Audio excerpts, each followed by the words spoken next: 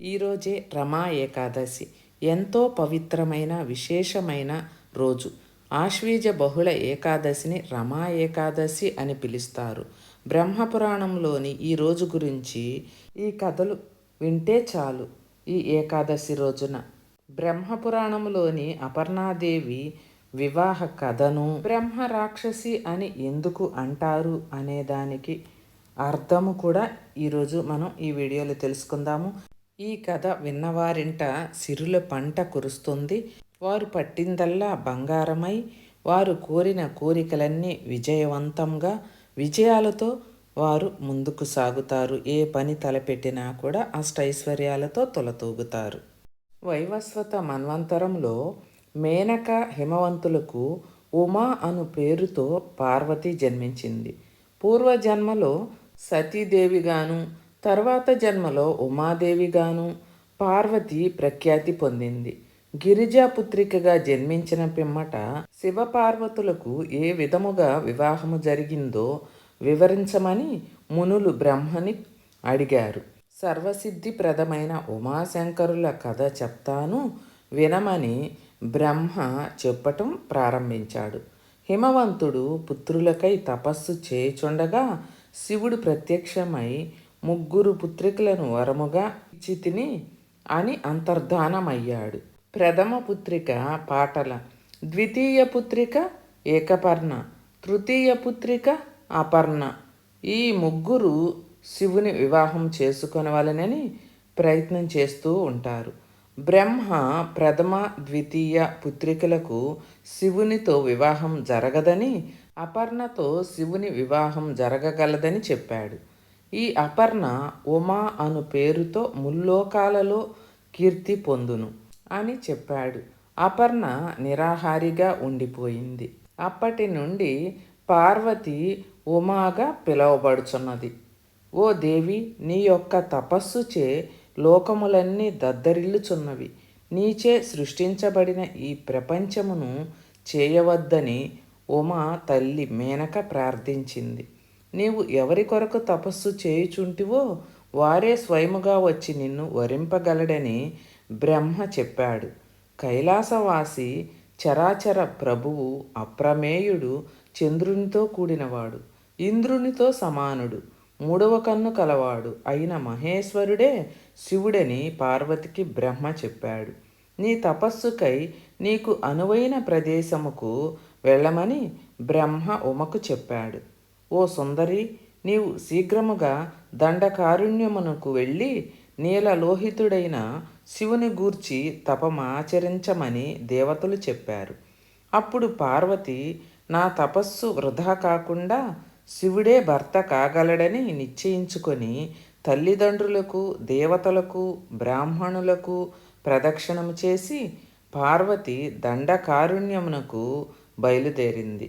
పార్వతి తపస్సు చేయుచుండగా శివుడు వికృత రూపము, పొట్టి చేతులు, బాహువులు, భిన్నమైన నాసిక, పొట్టివాడు, పింగళ వర్ణములు, కేశములతో శివుడు పార్వతి ఎదుట నిలబడ్డాడు. పార్వతి యోగశక్తి ద్వారా శివుడు వచ్చినని కనుగొని మానసిక పూజ గావించెను. మనస్సులోనే షోడచోపచారములు గావించింది. ఓ దేవా, నేను స్వతంత్రురాలుని కాను, తండ్రి అధీనములో ఉన్న దానిని. నీవు నా తండ్రి వద్దకు వెళ్ళి నీ కుమార్తె అపర్ణను నాకిచ్చి వివాహము జరిపించమని విన్నవింపుమని అపర్ణ చెప్పింది. ఆ మాటలు విని వికృతాకారముగా హిమవంతుని వద్దకు వెళ్ళి అడిగాడు. మరల ఉమ వద్దకు వచ్చి తన తండ్రి చెప్పిన మాటలను ఈ విధంగా చెప్పాడు. నీ తండ్రి స్వయంవరములో అపర్ణ నిన్ను భర్తగా స్వీకరింపగలదని చెప్పాడు. శివుని మాటలు విని పార్వతి రుద్రునిపై మనస్సు లగ్నం చేసి మరలా తపస్సు ప్రారంభించింది. అప్పుడు బ్రహ్మ ప్రత్యక్షమై ఉమాతో ఇట్లు అన్నాడు. నా యందు నీకు సందేహము వద్దు. ఇచ్చటనే శివుని వరునిగా పొంది నీ కోరిక నెరవేర్చుకోమని చెప్పాడు. బ్రహ్మ పార్వతి చేతికి పుష్పమాలను ఇచ్చి శివుడు నిన్ను వరించు సమయమునకై వేచి ఉండమని బ్రహ్మ పలికాడు. మరియు ఈ పుష్పమాలతో శివుని వరింపగలవు, నీకు ముసలితనము ఉండదు, అమరత్వము సంభవింపగలదని చెప్పాడు. కోరిన రూపము గలదాన, కోరికతో పువ్వులను ఆభరణముగా చేసి ధరించితివి. ఈ ఫలితమును నీవు పొందగలవు తప్పకుండా. ప్రాణములను లెక్క చేయకుండా నీవు చేసే తపస్సుకు విఘ్నములు కలగవని చెప్పి బ్రహ్మ అంతర్ధానమయ్యాడు. ఆ తరువాత శివునికి ఎదురుగా రాతిపై నిల్చొని మనస్సు లగ్నం చేసి తపస్సు చేయసాగింది. ఆ సమయములో ఆశ్రమమునకు దగ్గరలో సరస్సు తీరమున బాలుని యొక్క ఆర్తనాదము వినిపించింది. దేవదేవుడైన శివుడు స్వయముగా బాలుని రూపము ధరించి సరస్సునందు ఆడుచుండగా మొసలి బాలుని యొక్క కాలుని పట్టుకుంది. యోగమాయను కల్పించి ప్రపంచము ఉద్భవించుటకు కారణభూతుడైన శివుడు బాలరూపముతో ఈ విధంగా మాట్లాడాడు. నాకు ఏ కోరిక తీరకుండగానే మొసలి నన్ను తీసుకొని పోవుచున్నది. నేను బాలుడను. ఈ మొసలి బారి నుండి రక్షింపమని ఆర్తనాదం చేశాడు. మొసలి పట్టుకొనుటచే నా ముఖము పాలిపోయినది. నా ప్రాణములు ఈ మొసలి చేతిలోనే అంతమగునని దుఃఖించుచున్నాడు. తపస్సు చేయుచున్న పార్వతిని చూసి, ఓ దేవి, నీవే నా తల్లివి తండ్రివి. మొసలి పట్టుకొని నన్ను చంప ప్రయత్నిస్తున్నదని అరుచుచూ ఉన్నాను కదా, నీకు వినబడలేదా? నా తల్లిదండ్రులకు ఏకైక పుత్రుడను, ప్రియమైన వాడిని. నేను ప్రాణములు విడిచినచో నా తల్లిదండ్రులు ఎంతగానో దుఃఖిస్తారు కదా. పార్వతి ఆ బాలుని యొక్క ఆర్తనాదమును విని సరస్తీరమున ఉన్న బాలుని చూచింది. ఆ బాలుడు ముగ్ధ మనోహరాకృతి కలిగి ఉన్నాడు. భయపడుచున్న బాలుని చూసి సరోవరములోనికి దిగింది. ఓ మొసలి, ఈ బాలుడు అతని తల్లిదండ్రులకు ఏకైక పుత్రుడు కావున వెంటనే విడిచిపెట్టమని పార్వతి అడిగింది. ఓ దేవి, బ్రహ్మ నాకు మధ్యాహ్న భోజనముగా ఈ బాలుని స్వీకరించమని చెప్పాడు. నీ తపస్సును ధారపోసినచో విడిచెదనని మొసలి చెప్పింది. మొసలికి నమస్కారం చేయుచు పార్వతి, నా తపస్సును నీకు ధారపోసెదను, ఈ బాలుడిని విడిచిపెట్టమని అడిగింది. నీ తపస్సును దానం చేసిన విడుస్తానని మరలా ఆ మొసలి పార్వతితో చెప్పింది. జన్మ మొదలుకొని ఇప్పటి వరకు సంపాదించిన పుణ్యము నీకు ధారపోస్తాను, బాలుడిని విడిచిపెట్టమని మొసలిని ఆతృతతో పార్వతి అడిగింది. వెంటనే మొసలి యొక్క ముఖము మధ్యాహ్న సూర్యుని వలె ప్రకాశించింది. ఓ దేవి, నీవు బాగానే ఆలోచించి చెప్తున్నావు కదా, మరలా పుణ్యము సంపాదించుట కష్టమే కదా అని ముసలి పార్వతిని అడిగింది. బ్రాహ్మణ బాలుని కొరకు నీ తపస్సు ధారపోయిచుంటివి. నీకేమైనా వరము కావాలనో కోరుకోమని అడిగింది. అప్పుడు పార్వతి, నేను మరలా తపస్సు చేసి పుణ్యము సంపాదించగలను, అందువలన నాకేమీ కోరిక లేదని చెప్పింది. నాచే ఇయ్యబడిన ఈ దానము తిరిగి తీసుకొనబడదు, నీవే అనుభవించు, బాలుని విడిచిపెట్టమని పార్వతి అడిగింది. ఉమాదేవి అడిగిన విధంగా బాలుని విడిచిపెట్టి మొసలి అంతర్ధానమయ్యింది. మొసలి చేత విడిపించబడిన బాలుడు కలలో చూచుచున్నట్లుగా బాలుడు కూడా అంతర్ధానమయ్యాడు. మరలా పార్వతి తపస్సు చేసుకొనుటకై సన్నద్ధమైంది. మరలా తపస్సు చేయుటకై వెళుచున్న పార్వతిని చూచి శంకరుడు తపస్సు చేయవద్దని వారించాడు. నీచే ఇయ్యబడిన ఈ తపోదానము వలన నీ తపస్సు అక్షయమయ్యింది. భవిష్యత్తులో అనేక విధములుగా ఈ తపోదానం ఉపయోగపడునని శంకరుడు పలికాడు.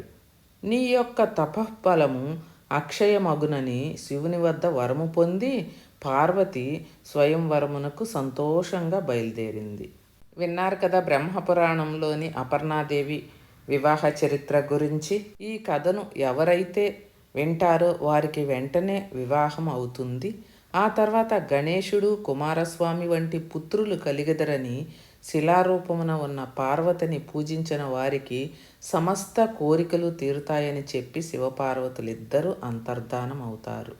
ఈ బ్రహ్మపురాణములో బ్రహ్మ రాక్షసి అని ఎందుకు అంటారో కూడా ఇప్పుడు మనం తెలుసుకుందాము.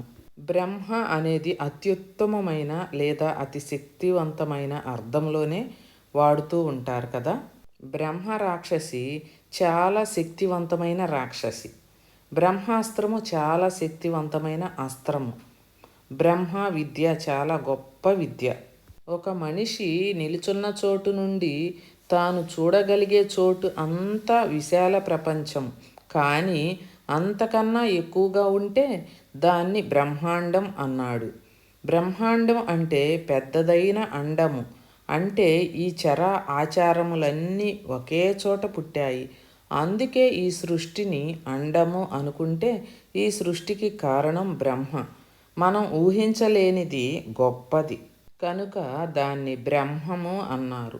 బ్రహ్మము అంటే అంతా నిండి ఉన్నది అని అర్థం. రాక్షసి అన్న పదం రక్కసి అనే సంస్కృత వికృతానికి ప్రాకృతం అనుకుంటే, రక్కసి అంటే హాని చేసేది. మనం దాని జోలికి వెళ్ళినా, అది మన జోలికి వచ్చినా బాధ మనకే గనుక రక్కసి అనగా చెడు చేసేది అని అర్థం. అటువంటి చెడు చేసేది మన ఊహకు అందకపోతే దాన్ని బ్రహ్మము అనగా బ్రహ్మ రక్కసి అన్నారు. అలా బ్రహ్మ రక్కసి ప్రాకృతానికి బ్రహ్మ రాక్షసి అయ్యింది. విన్నారు కదండి, బ్రహ్మ రాక్షసి అని ఎందుకు అంటారో కూడా తెలుసుకున్నారు కదా. విన్నారు కదండి, ఈరోజే రమా ఏకాదశి ఎంతో పవిత్రమైన కథను, విశేషమైన కథను, ఆశ్వీజ బహుళ ఏకాదశి కథను ఈరోజు విన్నారు కదా. ఈ కథను విన్నవారింట అష్ట ఐశ్వర్యాలు కలిగి విజయాలతో ముందుకు సాగుతారు. ఏ పని తలపెట్టినా కూడా అష్ట ఐశ్వర్యాలతో తొలతూగుతారు. ఈ వీడియో నచ్చితే ఒక్క లైక్ కొట్టండి, సబ్స్క్రైబ్ చేసుకోండి.